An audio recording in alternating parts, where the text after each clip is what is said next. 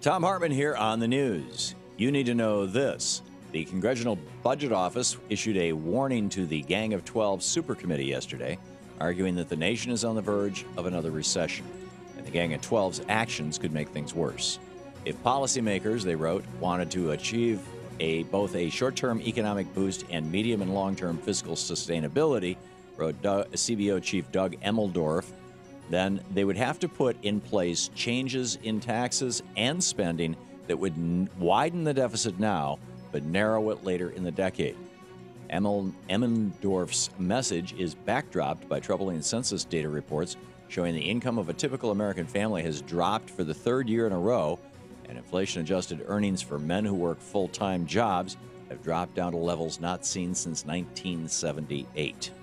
Not to mention that yesterday brought us news that the United States, the wealthiest nation on the planet, has got a heck of a lot poorer, with more than 15% of our people living in poverty. That's 46.2 million people in poverty, the most ever recorded in the history of this nation. So the point is, Bush and Reagan's economics of tax cuts for the rich and screwing over working people got us into this mess, and it's up to the Gang of 12 to not use the same misguided policies to get us out of it. That means they need to tax the oligarchs just like FDR did, just like Truman did, just like Eisenhower did, just like Kennedy and Johnson did, and Nixon and Ford and Carter did, and just like Bill Clinton did. Let's hope they get the message.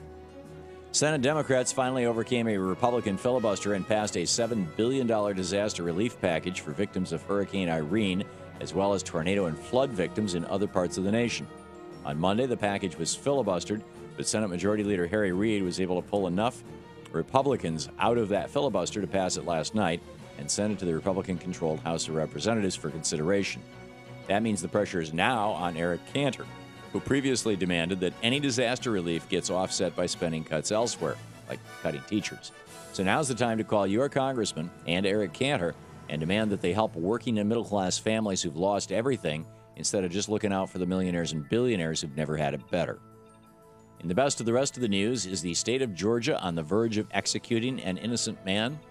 On September 21st, Troy Anthony Davis will be put to death by lethal injection for shooting and killing a police officer back in 1989. At the time, there was no hard evidence tying Davis to the murder, no forensic evidence, no videotape, no murder weapon, nothing. But there were 9 eyewitnesses who testified in the trial implicating Davis. Today, however, 7 of those 9 witnesses have recanted their testimony, taken it back, and 10 new witnesses have since come forward, pointing the finger at another man for the murder. Yet Davis is still on death row, has already been denied parole, and is set to die in a week. Members of Congress John Lewis and Hank Johnson wrote a letter to the Georgia State Board of Pardons and Paroles asking for Davis's sentence to be reduced to life in prison. So too have numerous other public figures, including former President Jimmy Carter, Pope Benedict, and Archbishop Desmond Tutu. So now it's up to the State Paroles Board and Republican Governor Nathan Deal to determine whether or not they will put a man to death with serious questions surrounding his guilt. Let's hope they make the right choice and that Rick Perry's Texas justice, as we know Perry executed an innocent man, doesn't come to Georgia. Republicans scored a big victory in New York last night in a special election to fill former Congressman Anthony Weiner's vacant 9th District seat in Brooklyn. Republican Bob Turner beat Democrat David Weprin to become the first Republican to hold the seat in nearly a century. Turner used 9/11 as a political tool in the race, tying his opponent to the so-called Ground Zero Mosque, although he and other Republicans claim the victory was a referendum on President Obama's job performance. Democrats blame the election loss on low voter turnout. Moving forward, we've learned 2 things. 1, that fear sells, and Republicans will be lobbying a lot of fear-driven messages at voters next year. And 2, that voter turnout is critical for Democrats to win. So let's get to work. The tables have turned on former small-time criminal Congressman Darrell Issa. The Republican chairman of the House Oversight Committee needs some oversight himself, as the group American Family Voices filed a formal ethics complaint against Issa on Tuesday, accusing him of numerous conflicts of interest, from investing in Goldman Sachs mutual funds while using his position to block lawsuits against Goldman Sachs, to hiring former banksters to fight against new government regulations on banks, to even procuring earmarks that would have made Issa, who happens to be the wealthiest man in Congress, even wealthier.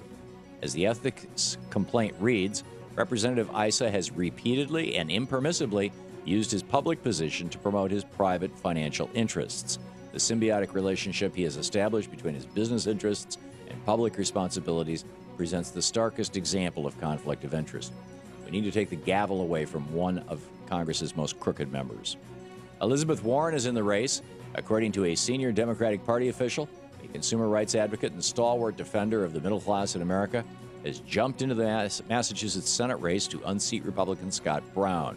She's expected to meet with voters around the state beginning today, releasing a statement saying, "The pressures on middle-class families are worse than ever, but it is the big corporations that get their way in Washington. I want to change that. I'll work my heart out to earn the trust of the people of Massachusetts. I say we give her all the help she needs." And that's the way it is today, Wednesday, September 14th, 2011. I'm Thom Hartmann on the news.